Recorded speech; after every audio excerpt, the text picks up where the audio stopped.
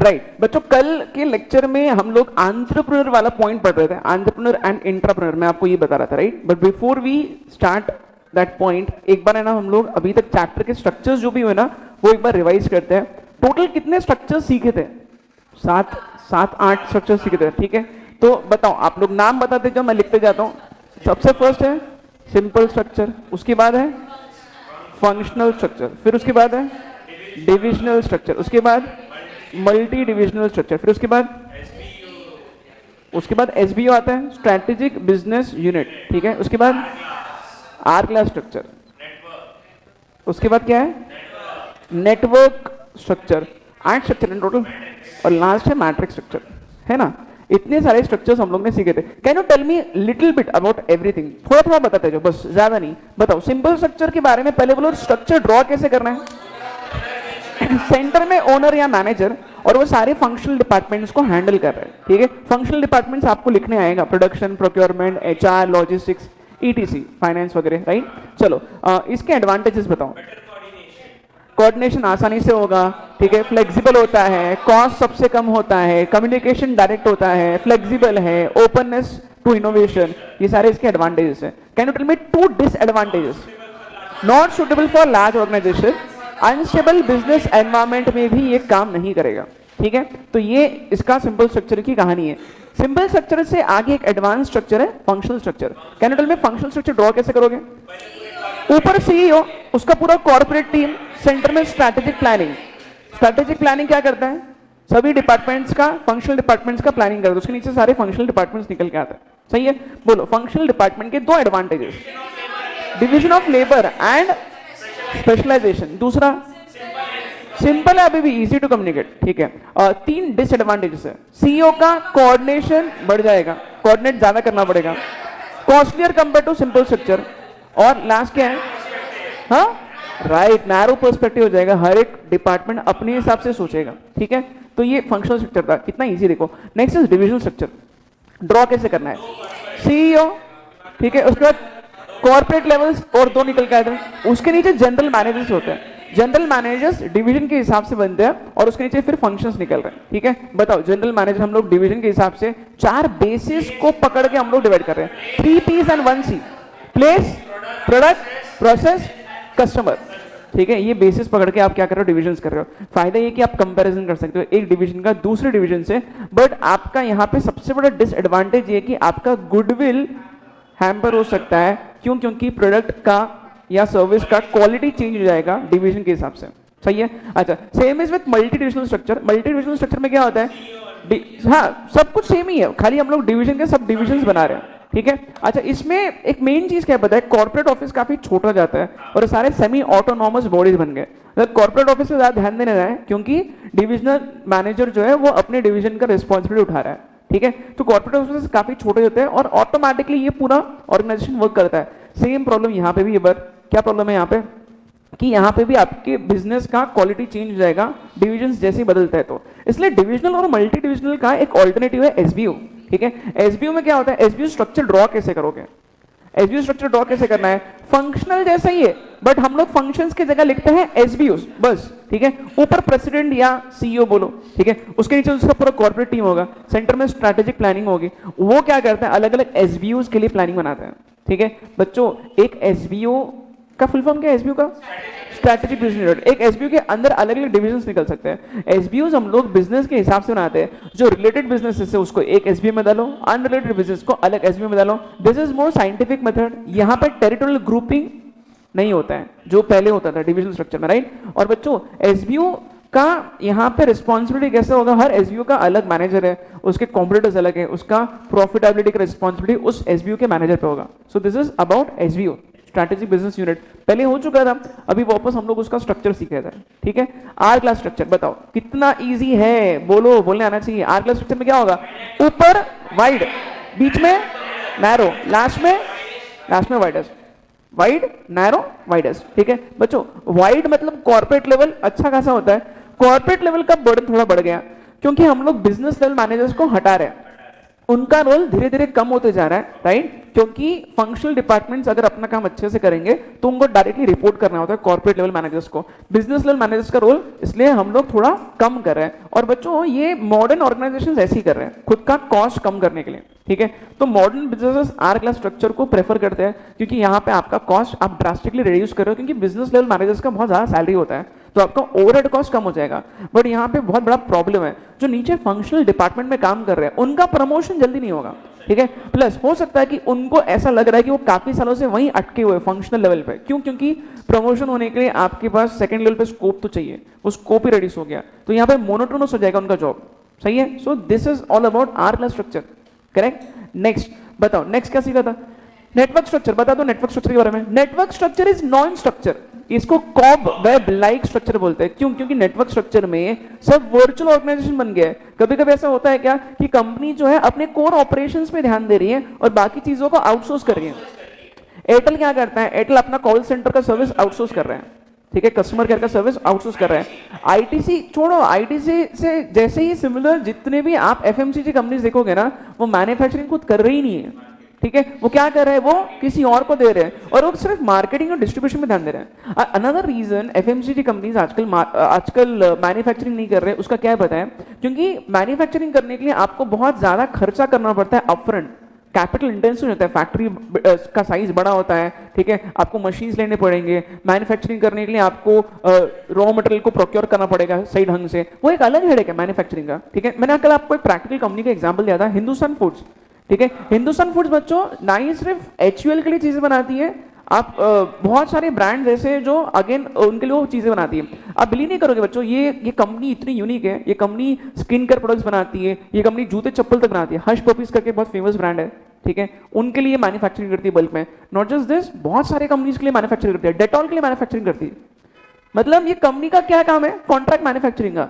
तो बहुत बार हम लोग देखते हैं कि एक ब्रांड एक दिख रहा है बट वो कंपनी ने वो मैन्युफैक्चरिंग नहीं किया, मैन्युफैक्चरिंग का लोड किसी और पे आ गया, मैन्युफैक्चरिंग का लोड किसी और पे आ गया। प्रैक्टिकली हिंदुस्तान फूड्स जो है वो ये सारे बिजनेस में, सही है? बेसिकली वो सिर्फ मैन्युफैक्चरिंग कर रही है अलग अलग कंपनीज के लिए। तो अगर कोई कंपनी ने हिंदुस्तान फूड्स को अपना प्रोडक्ट मैन्युफैक्चरिंग करने के लिए दिया है, मतलब they are following network structure, खुद नहीं कर रहे सारा काम, मेजर काम आउटसोर्स कर रहे हैं, सही है? मैट्रिक्स स्ट्रक्चर, मैट्रिक्स स्ट्रक्चर की कहानी आपको याद है क्या? मैट्रिक्स मतलब हम लोग क्या करेंगे? हम लोग रोज और कॉलम्स बनाएंगे, है ना? सो this is how matrix structure will look like, ठीक है? इधर होते हैं आपका home department. Home department is more और लेस परमानेंट। ये क्या होता है? परमानेंट होता है, ठीक है? और यहाँ पे आपके प्रोडक्ट्स होते हैं, या प्रोडक्ट बोलो या फिर आपके प्रोजेक्ट्स बोलो, ठीक है? प्रोडक्ट या प्रोजेक्ट्स जो होते हैं ना बच्चों, ये टेम्पररी होते हैं। टेम्पररी क्यों? हो सकता है ना कि प्रोजेक्ट खत्म हो गया तो वहां पे आपको दूसरे प्रोजेक्ट पे ध्यान देना होगा, ठीक है? या फिर एक प्रोडक्ट फेल हो गया तो वो प्रोडक्ट हट जाएगा, नया प्रोडक्ट आ जाएगा उसकी जगह। प्रोडक्ट या प्रोजेक्ट के मैनेजर्स टेम्पररी डिपार्टमेंट्स होते हैं। होम डिपार्टमेंट परमानेंट डिपार्टमेंट होता है। इसको बोलते हैं क्रॉस फंक्शनल। क्या बोलते हैं? क्रॉस कैसे ड्रॉ करते हो?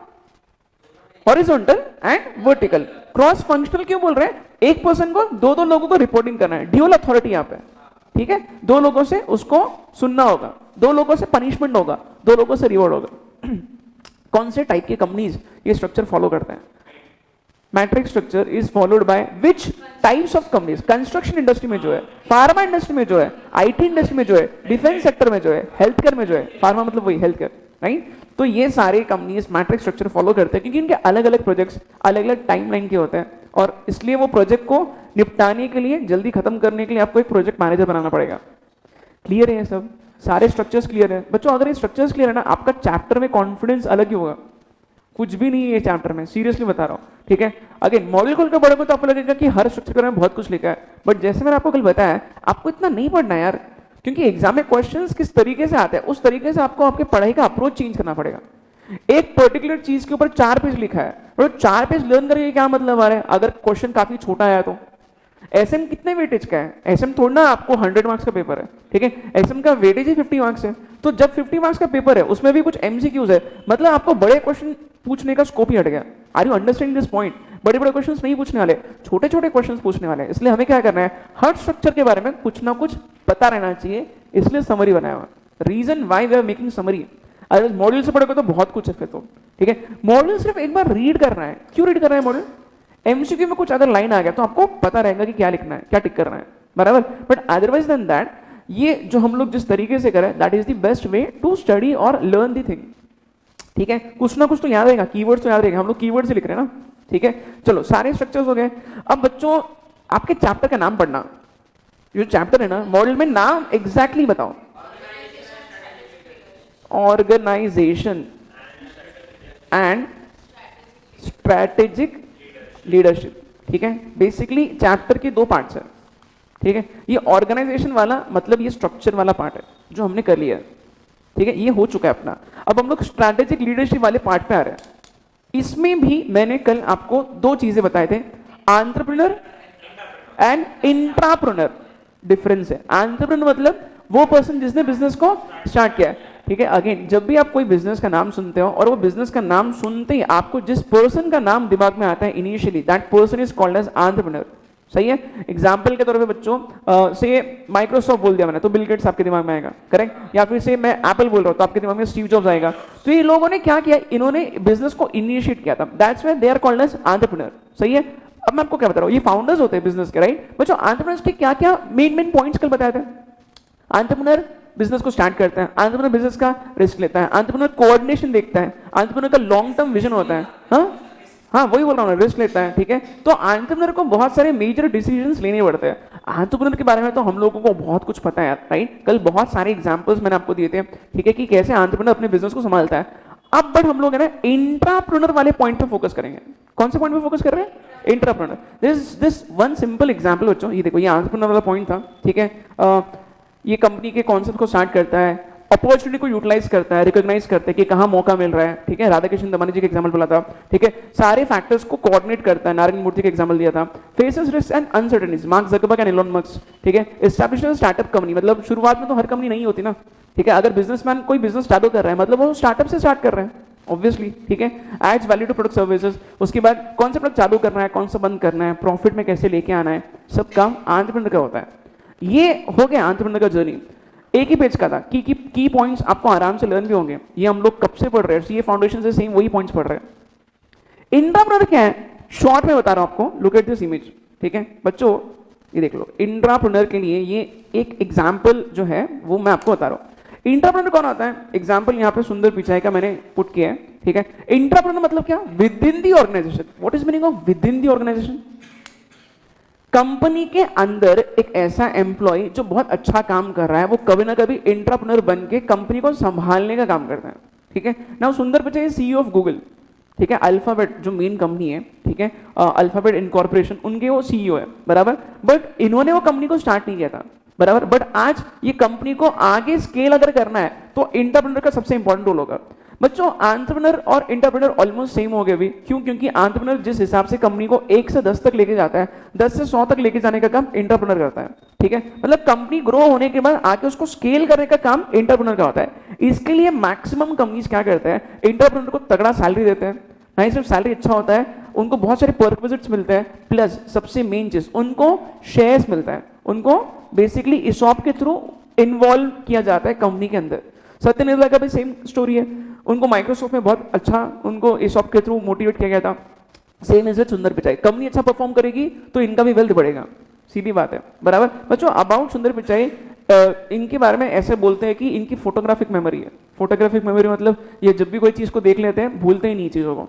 ठीक है, और again he is an extremely intelligent person. In fact हम लोग ऐसे ऑब्जर्व करते हैं कि मैक्सिमम ऐसे जो बड़े जाइंट्स हैं, ओके, वो है ना कौन से कंट्री से कोई पर्सन आया है, इसका रिलीजन क्या है, इसका कास्ट क्या है, ये सारी चीजों को देखते नहीं है। वो देखते हैं कि अगर ये पर्सन सच में टैलेंटेड है और कंपनी को संभाल सकता है और कम्युनिकेशन स्किल्स इसके अच्छे हैं तो उसको हम लोग अच्छा पोजीशन देंगे। आप लोग देखो ना कितने सारे इंडियंस आज बड़े बड़े कंपनीज के सीईओ है, सही है। अगेन तो यहाँ लिखा है साइलेंट स्पीकर, गुड लिसनर, ये सारे 98% बच्चों इनको रेटिंग मिला है ग्लासडोर से। ग्लासडोर क्या है, ग्लासडोर एक वेबसाइट है जहाँ पे बड़े बड़े लोगों को रेट किया जाता है। ठीक है, मतलब वो कितने अच्छे बिजनेसमैन है उस हिसाब से उनका रेटिंग होता है, राइट। इनफैक्ट एम्प्लॉइज का रेटिंग होता है। सो ग्लासडोर ने 98% इनको रेट किया है। Again amazing personality and he is an example of intrapreneur. आपके मॉडल में इंट्राप्रेन्योर लिखा है, ठीक है। Just do one thing, intrapreneur जो है ना वहां पे सिर्फ आप सुंदर पिचाई का नाम लिखो, ठीक है, और लैरी पेज का नाम लिखना आप लोग एंट्राप्रेन्योर में। आपने लिखा है शायद कल, ऑलरेडी लिखा है क्या, लिखा है, ठीक है, कोई बात नहीं, लिखा है तो ठीक है। हाँ, लास्ट पॉइंट में आ रहे बच्चों, ठीक है, आप लोग थोड़ा बताओ यहाँ पे आपको समझ रहा है तो क्या लिखा है, देखो extremely difficult to change old habits which are anchored, मतलब स्टेट बैंक ऑफ इंडिया के एम्प्लॉइज का मेंटालिटी चेंज करना है पहले तो, कि आपको आपके काम करने के तौर तरीके चेंज करने हैं, राइट। बच्चों पुरानी आदतें जल्दी नहीं छूटती हैं, अगेन लोगों को चेंज करना है, आपको एम्प्लॉइज को मोटिवेट करना है कि पहले जैसा नहीं चलेगा, आपको मेहनत करनी है, क्योंकि कॉम्पिटिटर आके आपका मार्केट खा रहा है। इतनी बड़ी बैंक होके कहां से कहां वो खुद के बिजनेस को लेके जा सकती थी, बट आज हम लोग देखते हैं कि प्राइवेट सेक्टर बैंक्स मार्केट खा रहे हैं, ठीक है। नेक्स्ट क्या लिखा है, changing problem culture can happen over a period of time, मतलब अगर आपको आपका कल्चर चेंज करना है, ये रातों रात नहीं होता है, आपको बहुत प्रूव करना पड़ेगा तब जाके आपका कल्चर बदलेगा, not very easy, not very easy, ठीक है। और क्या लिखा है, one needs to see which part of corporate culture और strategy support and which are not, मतलब आपको देखना पड़ेगा कि कौन सी चीजें आपके लिए वर्क कर रही है और कौन सी चीजें आपके लिए वर्क नहीं कर रही है। अभी एसबीआई के लिए कौन सी चीजें वर्क कर रही है कि एसबीआई का बहुत बड़ा लार्ज कस्टमर बेस है, ये एसबीआई का बहुत बड़ा एडवांटेज है बच्चों। कौन से बैंक के सबसे ज्यादा एटीएम्स है, एसबीआई।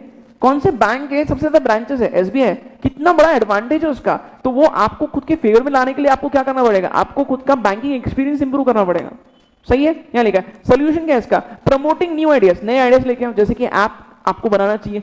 सिर्फ नए आइडिया से काम नहीं चलेगा, जो एसबीआई का कल्चर था कि वहां पे एकदम पुराने एम्प्लॉइज थे, वो आप निकालो यार, चेंज करो उसको। और एक और खास चीज क्या पता है, एसबीआई में आपको नए लोगों को, यंगस्टर्स को अट्रैक्ट करने के लिए ज्यादा सैलरी देना पड़ेगा, करेक्ट। यहाँ लिखा है recruiting people who can give fresh direction, youngsters को लेके आओ। Convincing employees the need for change, employees को बताओ कि आपको आपके काम करने के तौर तरीके चेंज करने हैं, और अगर आप ऐसा करोगे तो कम से कम 2-3 साल 5 साल लग जाएंगे आपकी इमेज को बनाने में। Not easy to change image, वही बता रहा हूं मैं आपको, ठीक है। लोगों के दिमाग में जो परसेप्शन है उसको बदलना बहुत मुश्किल है। It takes 2 to 5 years to change the corporate culture in huge organisation, getting the point, ठीक है। So this is all about changing problem culture. Culture का कौन सा समझ में है, कल्चर कैसे क्रिएट होता है, अगेन जो स्टोरीज हम लोग बार बार सुनते हैं उससे कल्चर क्रिएट होता है, ठीक है। और कल्चर आपका फ्रेंड भी हो सकता है, आपका एनिमी भी हो सकता है, एलाई भी हो सकता है, ऑब्स्टैकल भी हो सकता है। उसको चेंज करने में बहुत टाइम लगेगा। क्या करना पड़ेगा आपको मैनेजमेंट चेंज करना पड़ेगा, आपको नए आइडियाज लेके आने पड़ेंगे, और इसको टाइम देना पड़ेगा, तब जाके आपका कल्चर चेंज होता है। वेरी सिंपल पॉइंट, काफी सारे एग्जाम्पल्स बताए, please note these examples. Changing problem culture में आप लोग एसबीआई का एग्जाम्पल लिखना कि एसबीआई बहुत बड़ा बैंक है, बट उसको स्केल करने के लिए उन्होंने नया ऐप लॉन्च किया है, you only need once YONO. आपको मैंने नेक्स्ट चैप्टर में बताऊंगा अबाउट योनो, ठीक है। ये देखो लास्ट एक स्लाइड है, and then this is the end of the chapter. Responsibilities of strategic manager हो गया, लास्ट पॉइंट है, सेम वही पॉइंट रिपीट हो रहा है, राइट बच्चों। स्ट्रैटेजिक लीडर के रिस्पॉन्सिबिलिटीज क्या होंगे, making strategic decisions, merger and acquisition, कौन सी कंपनी खरीदना है, कौन सी बेचना है, अभी बताया मैंने आपको कितने सारे एग्जांपल्स, राइट बच्चों। कल एक न्यूज है, कल एक रीसेंट एक्विजिशन रिलायंस ने किया है, उन्होंने लोटस चॉकलेट में 51% स्टेक एक्वायर किया, ठीक है।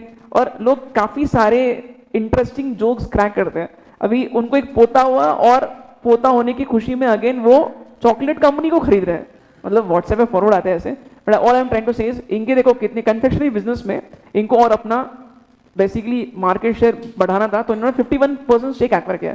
It is also listed company lotus chocolate, ठीक है बच्चों। अगेन ये सारे डिसीजन कौन लेता है, ऑब्वियसली स्ट्रैटेजिक लीडर लेता है। काफी सारे मैंने एग्जांपल बताया, लोटस चॉकलेट का एक्विजिशन, जस्ट डायल का एक्विजिशन, सबवेज का एक्विजिशन, हैमलीज का एक्विजिशन, ठीक है। ये सारे एक्विजिशन जो अगेन बिग बाजार ग्रुप को पूरा एक्वायर किया, कितने सारे डिसीजन कौन लेता है, अगेन स्ट्रैटेजिक लीडर, ठीक है। Next, formulating policies and action plans to implement strategic decisions. यहां लिखा है बच्चों कैडबरी का marketing policy. Let me just explain this.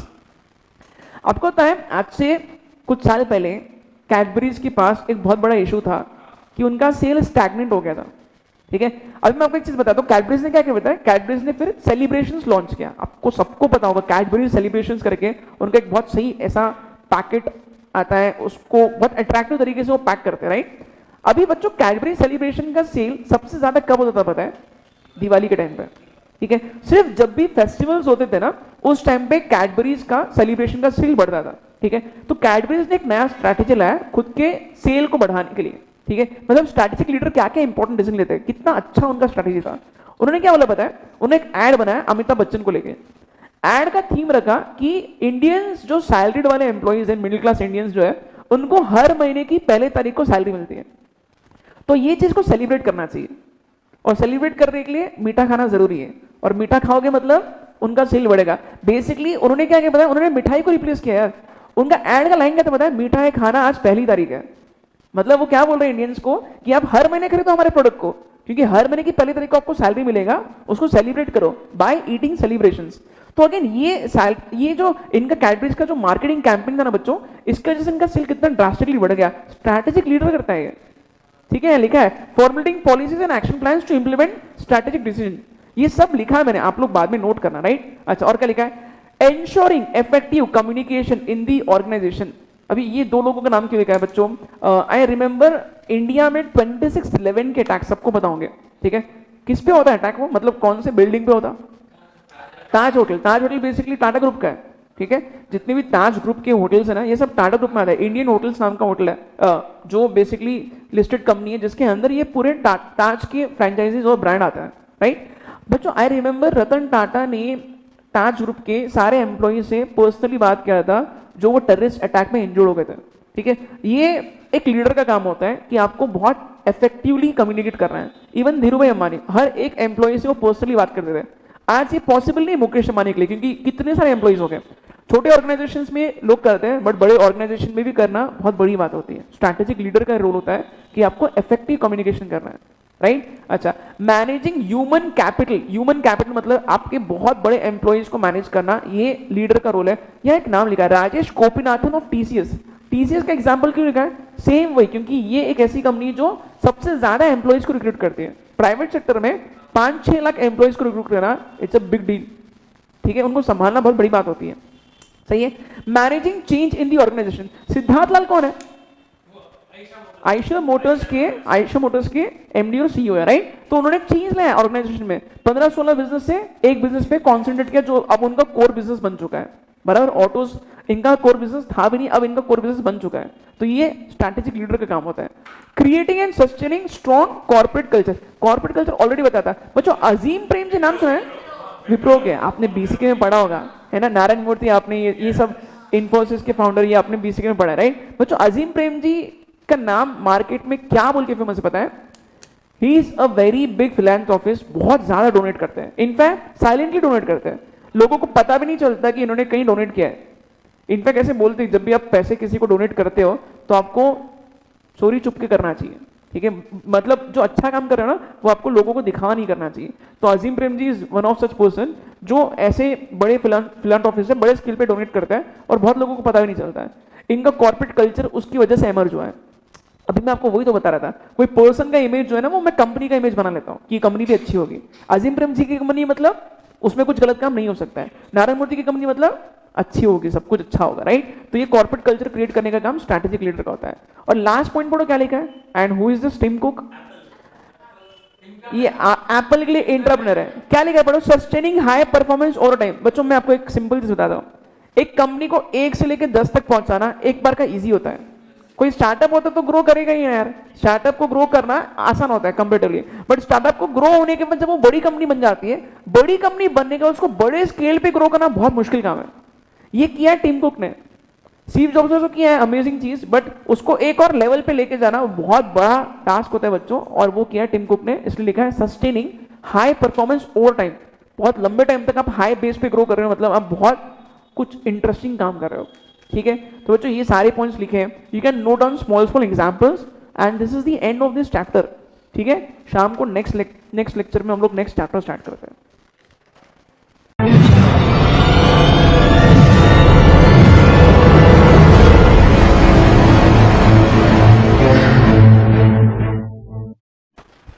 Alright, अपना ना एक छोटा पॉइंट बचा है, 7th नंबर का जो चैप्टर था ना, उसमें ये इतना ही पॉइंट है। फिर हम लोग नेक्स्ट चैप्टर पे आते हैं जो है फंक्शनल लेवल स्ट्रैटेजी, बराबर।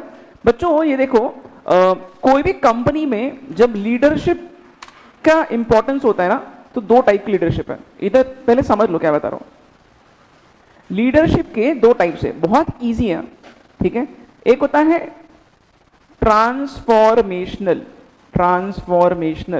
ठीक है, और दूसरा होता है ट्रांजैक्शनल, ठीक है। ट्रांसफॉर्मेशनल जो है ये कब कब जरूरी होता है, या तो स्टार्ट में या तो एंड में। मैं क्या बता रहा हूं, एकदम ध्यान से सुनना, ओके। बच्चों ये ट्रांसफॉर्मेशनल लीडरशिप का मतलब क्या है? ट्रांसफॉर्म करना मतलब आपको लोगों के इमेज को बदलना है, उसको बोलते हैं ट्रांसफॉर्मेशनल, ठीक है। अभी देखो यहाँ पे ऐसा क्यों लिखा है मैंने कि जब कंपनी की स्टार्टिंग होती है तब आपको ये टाइप का लीडरशिप जरूरी है। प्लीज अंडरस्टैंड ट्रांसफॉर्मेशनल मतलब क्या, to transform someone. Transform someone मतलब अभी देखो जब भी कोई कंपनी जब स्टार्ट होती है ना, वहां पे आपको एम्प्लॉइज को सबसे ज्यादा मोटिवेट करके रखना पड़ता है। क्यों ऐसा? फॉर एग्जाम्पल स्टार्टअप्स, ठीक है, जितने भी स्टार्टअप्स हैं, स्टार्टअप्स का प्रॉब्लम क्या बताओ? स्टार्टअप्स के पास बहुत पैसे होते हैं क्या? या फिर स्टार्टअप्स जो है बहुत ज्यादा पैसे कमाते हैं क्या? यहाँ से स्टार्ट करते हैं बच्चों। स्टार्टअप्स मतलब उन्होंने बिजनेस चालू किया यार, वो अपने बिजनेस को ग्रो करने में स्ट्रगल कर रहे हैं, ठीक है। मैक्सिमम स्टार्टअप्स के पास पैसे नहीं होते हैं, इसलिए मैक्सिमम स्टार्टअप्स अपने एम्प्लॉइज को इस तरीके से कन्विंस करते हैं कि अभी आपको सैलरी हम लोग कम देंगे, आप बदले में आपको ईसॉप देंगे। सही है। स्टार्टअप्स का कल्चर क्या होता है? स्टार्टअप्स में सैलरी कम मिलता है, सैलरी काफी कम मिलता है, रिटर्न में वो क्या कर रहे हैं? वो ईसॉप के थ्रू कंपेंसेट करने की कोशिश कर रहे हैं, ठीक है। बच्चों एक क्वेश्चन का आंसर करो, जो पर्सन को पैसों की जरूरत है सैलरीड एम्प्लॉय को, वो स्टार्टअप का काम करेगा ही नहीं। तो उसको अगर स्टार्टअप का काम कराना है तो आपको उसको बहुत ज्यादा मोटिवेट करना पड़ेगा। Basically in very simple language, कोई पर्टिकुलर लीडर को एम्प्लॉइज को मोटिवेट करने की जरूरत पड़ रही है। ऐसे दो ही जगह होता है, या तो जब कंपनी जब स्टार्ट हुई है, या फिर तब जब कंपनी बंद होने वाली है, ठीक है। अभी देखो ये स्टार्ट में और एंड में एम्प्लॉइज को आपको बहुत मोटिवेट करना है। स्टार्टर अगर सपोज मैंने जब स्टार्ट किया है तो ऑब्वियसली मेरे एम्प्लॉइज को मेरे को मोटिवेटेड फील कराना है ताकि वो जॉब छोड़ के ना जाए, क्योंकि मेरे को एम्प्लॉइज की जरूरत है सबसे ज्यादा शुरुआत में। एक बार मेरा नाम बहुत अच्छा हो गया तो मेरे पास खुद लोग आएंगे काम करने के लिए। Look at big brands like Google and TCS, वहां पे लोग खुद आते हैं, बट यहाँ पे स्टार्टअप्स के पास लोग ज्यादा काम करना पसंद नहीं करते। रीजन ये है कि स्टार्टअप्स का कल्चर बहुत अलग होता है, बहुत ज्यादा वर्कलोड होता है, प्लस पैसे काफी कम मिलते हैं और आपको ईसॉप के थ्रू कंपेंसेट करा रहे हैं, ठीक है। तो जो भी स्टार्टअप जब चालू होता है तब स्टार्टिंग में आपको बहुत मोटिवेशन देना पड़ता है। इसको हम लोग बोलते हैं ट्रांसफॉर्मेशनल लीडरशिप। आप लोगों को ट्रांसफॉर्म कर रहे हो, ठीक है। एक और चीज एट द एंड बच्चों, मैंने आपको ये एग्जांपल दिया था, फिर रिमेंबर, सपोज से अ कंपनी लाइक वोडाफोन आइडिया। आज वोडाफोन आइडिया का प्रॉब्लम क्या है कि वहां से बहुत सारे ज्यादा एम्प्लॉइज भी छोड़ के जा रहे हैं। क्यों एम्प्लॉइज छोड़ के जा रहे हैं? If I am an employee of Vodafone Idea, I will be worried about my future. क्यों? अगर कंपनी का ही फ्यूचर नहीं रहा तो मेरा क्या फ्यूचर रहेगा यार? तो मैं वहां से छोड़ के मैं दूसरे कंपनी के लिए काम करना पसंद करूंगा जिसका फ्यूचर स्टेबल है। अगर कंपनी का फ्यूचर स्टेबल नहीं था मतलब ऑब्वियसली मेरा भी जॉब जाएगा। तो इसलिए ना बहुत ज्यादा एम्प्लॉइज भी छोड़ के जा रहे हैं। यहाँ पे फिर से लीडर को आके मोटिवेट करना पड़ेगा कि प्लीज आप जॉब छोड़ के मत जाओ। इन वेरी सिंपल लैंग्वेज, दो ऐसे सिचुएशंस जहां पे लीडर को मोटिवेट करना है। फर्स्ट, जब कंपनी चालू हुई है, सेकंड जब कंपनी बंद होने वाली है। ये दोनों भी जगह पे कौन से टाइप का, कौन से स्टाइल का लीडरशिप चाहिए? ट्रांसफॉर्मेशनल। आपको लोगों का दिमाग चेंज करना है, ट्रांसफॉर्म करना है उनको, ठीक है। लीडर आएगा, भाषणबाजी करेगा, एम्प्लॉइज को बोलेगा प्लीज छोड़ के मत जाओ क्योंकि कंपनी को आपकी सबसे ज्यादा जरूरत है। कंपनी को सबसे ज्यादा जरूरत या तो स्टार्ट में रहती है या तो एंड में रहती है, जब बहुत मुश्किल समय है। दोनों में टाइम काफी डिफिकल्ट होते हैं कंपनी के लिए, right. Now can you tell me, for a company like Reliance which is fairly huge, which is fairly stable, सब कुछ अच्छा है रिलायंस का, रिलायंस ट्रांसफॉर्मेशनल लीडरशिप यूज करेगी क्या? रिलायंस को जरूरत ही नहीं यार। रिलायंस में मुकेश अंबानी रोज आके भाषणबाजी थोड़ी ना करते हैं, एम्प्लॉइज को बोलने की कोशिश थोड़ी ना करते हैं कि प्लीज आप हमारे पास काम करो, हमारा जो जॉब है, आपका जो जॉब है वो छोड़ के मत जाओ। ये उनको इसकी जरूरत नहीं होती। वो कौन से स्टाइल का लीडरशिप फॉलो करते हैं? Actually following transactional. ट्रांजैक्शनल मतलब हिसाब किताब से मतलब है। तू काम कर, पैसा मिलेगा, काम नहीं किया जा, तेरी जरूरत नहीं है। इसको बोलते हैं ट्रांजैक्शन। ट्रांजैक्शन मतलब बेसिकली प्योरली मॉनिटरी मीन्स से यहाँ पे रिवॉर्ड और पनिशमेंट होता है, ठीक है। सिंपल, एम्प्लॉय काम कर रहा है उसको दे दो बोनस, एम्प्लॉय काम नहीं कर रहा है निकाल दो। कुछ भाषणबाजी नहीं, कुछ मोटिवेशन नहीं, ठीक है। आपको लोगों को मोटिवेट करना है, कब? स्टार्ट में और एंड में। वहां पे कौन से स्टाइल का लीडरशिप होगा? Transformational. Are you getting the point? ठीक है बच्चों, क्या लगता है आपको कोविड के टाइम पे अगेन एम्प्लॉइज को मोटिवेट करना बहुत जरूरी है, वहां पे ट्रांसफॉर्मेशनल स्टाइल की लीडरशिप चाहिए, ठीक है। मतलब जो बहुत अच्छे लीडर्स होते हैं स्टार्ट में और एंड में एम्प्लॉइज को मोटिवेट करके रखते हैं, they are actually using transformational leadership. जब बिजनेस स्टेबल हो जाता है, जब एम्प्लॉइज खुद चल के आते हैं आपके बिजनेस में, वहां पे ट्रांजैक्शनल लीडरशिप होता है। ट्रांजैक्शन मतलब सिर्फ आपका सौदा चल रहा है, आप पैसा दो उनको, वो काम करेंगे, अगर काम नहीं किया तो निकाल दो, सीधी सीधी बात है, राइट। तो देखो ये दो स्टाइल की लीडरशिप यहाँ लिखे हैं। Now if you are able to understand it from here, देख लो मैंने क्या किया, कंपनी का टाइमलाइन बनाया यहाँ पे, ठीक है। कंपनी चालू हुई है और कंपनी का एंड होने आ रहा है, बराबर। तो बिगिनिंग में और एंड में हमें कौन से स्टाइल का लीडरशिप फॉलो करना है? Not transactional but transformational. लिखा है यहाँ पे ट्रांसफॉर्मेशनल, ठीक है। ट्रांसफॉर्मेशन मतलब you have to transform the employees, you have to keep them motivated constantly to work harder. लिखा है यहाँ पे कॉम्प्लेक्स एनवायरमेंट। कॉम्प्लेक्स एनवायरमेंट क्यों है? स्टार्ट और एंड में दोनों जगह आपका एनवायरमेंट काफी कॉम्प्लेक्स है, क्योंकि हो सकता है बच्चों मैक्सिमम स्टार्टअप सिर्फ स्टार्टअप बन के रह जाए, आगे ग्रो ही ना करे, या फिर जब बिजनेस एंड होने आ रहा है तो उसको कोई भी आसानी से खरीद लेगा सस्ते में, जैसे बिग बाजार के साथ हुआ है, ठीक है, जैसे एयरसेल के साथ हुआ है, जैसे यूनिनॉर के साथ हुआ है, राइट। यहाँ वही लिखा है कॉम्प्लेक्स एनवायरमेंट है। इंस्पिरेशनल, आपको इंस्पायर करना है एम्प्लॉइज को, क्योंकि पैसे तो आपके पास है नहीं, स्टार्टिंग में पैसा कम होगा आपका और एंड में भी आपकी हालत बहुत बुरी चल रही है ना। वोडाफोन कितना ज्यादा कर्जे में है, तो उनको बहुत ज्यादा एम्प्लॉइज को हाइक देने नहीं आएगा, राइट। और लास्ट का लिखा है शेयरिंग ऑफ ड्रीम और विजन। आपको भाषणबाजी करना है बेसिकली बच्चों, आपको बताना है कि कंपनी का क्या सपना है, कंपनी का विजन बताओ, ताकि एम्प्लॉइज टिक के काम करें। सिंपल है। ये कौन सा स्टाइल का लीडरशिप है? दिस इज ट्रांसफॉर्मेशन, ठीक है, थोड़ा मोटिवेट करना पड़ेगा आपको, राइट। ट्रांजैक्शन लीडरशिप क्या होता है? देख लो यहाँ क्या लिखा है। ट्रांजैक्शन, आपको ये समझ रहा है कंपनी जब चालू हो रही है और जब बंद हो रही है तभी मैंने ट्रांसफॉर्मेशन लिखा है, और इन दी मीनवाइल जब बीच में कंपनी स्टेबल हो चुकी है तो ट्रांजैक्शनल है। ट्रांजैक्शनल कंपनीज वो फॉलो करते हैं जिनका बिजनेस स्टेबल हो चुका है, जिनको चालू होकर काफी साल हो गया और जो जल्दी बंद भी नहीं होने वाले। Meanwhile majority of the times company transactional leadership style follow करती है, जैसे रिलायंस कर रहा है, जैसे एशियन पेंट्स कर रहा है, जैसे टीसीएस कर रही है, सारे कंपनीज वही करते हैं जो स्टेबल हो चुके हैं, राइट। यहाँ लिखा है इंप्रूविंग करंट सिचुएशन, मतलब आप अभी अगर आप अच्छा काम करोगे तो आपको पैसा मिलेगा, नहीं करोगे तो जाओ घर पे, पैसा नहीं मिलेगा, सीधा रिवॉर्ड करो या पनिश करो। इसको बोलते हैं कैरेट एंड स्टिक अप्रोच। क्या बोलते हैं? Carrot and stick. What is this carrot and stick? बच्चों कैरेट एंड स्टिक अप्रोच क्या बताया गया? बेसिकली ये मेटाफर है। कैरेट मतलब आप लालच दे रहे हो, गाजर, बेसिकली जानवर को गाजर देके लालच दिया जाता है, वैसे ये यहाँ पे एम्प्लॉइज को हम लोग पैसा दिखा के बोल रहे हैं ज्यादा काम करो, ठीक है। स्टिक मतलब basically stick stands for punishment, metaphor है वो, मतलब वो वर्ड से हमें समझ में आएगा वो क्या बोल रहा है। कैरेट से रिवॉर्ड, स्टिक से पनिशमेंट, ये अप्रोच होता है। ये अप्रोच कहाँ होता है? ट्रांजैक्शनल में, ठीक है। यहाँ लिखा है एनहांस करंट प्रैक्टिसेस, उनको बोलो कि आपको अपना काम सुधार रहे हैं। ये ज्यादा फॉर्मलाइज्ड अप्रोच है। What is meaning of formalised approach? Imagine करो कि मेरा कंपनी बंद होने वाला है पर मैं एम्प्लॉय को ईमेल भेज रहा हूं सबको कि प्लीज अच्छा काम करो। कोई भी ईमेल से मोटिवेट नहीं होता है, ठीक है। अगर मेरे को मेरी कंपनी को बचाना है तो मैं सारे एम्प्लॉयज को सामने बुलाऊंगा और मैं बैठ के भाषणबाजी करूंगा यार। ये होगा कहां पे? ट्रांसफॉर्मेशनल में।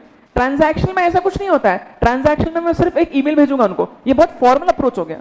Are you getting? Formal approach मतलब क्या?